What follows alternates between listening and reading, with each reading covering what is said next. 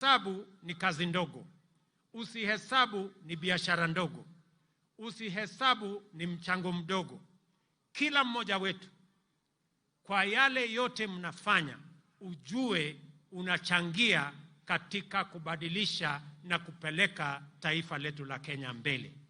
Na tutafanya yale yote yanawezekana kama serikali ya Kenya kuwashika mikono nyinyi mnaofanya bidii, mnaoamka mapema kuchangia katika kufanya kazi na kuendesha taifa letu la Kenya mbele.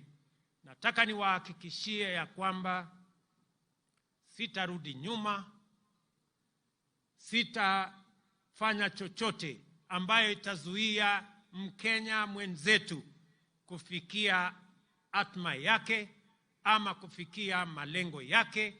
Nia ya serikali yetu, nia ya serikali ya Kenya, mpango ya serikali ya Kenya ni kumwezesha kila mwananchi awe bora kuliko alivyo sasa.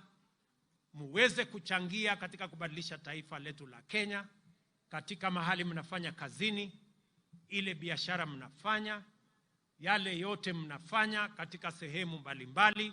Na mimi vile vile nataka niwahakikishie ya kwamba nitahakikisha ya kwamba pesa zenu mnazolipa kwa ushuru, kwa jasho lenu, pesa zenu ambazo tunakusanya katika kaunti zetu, kwa levies, kwa taxes na kwa njia zingine zote, pesa zenu zitatumika kwa njia inayofaa, haitafujwa, haitaibiwa, wafisadi hawatanyemelea.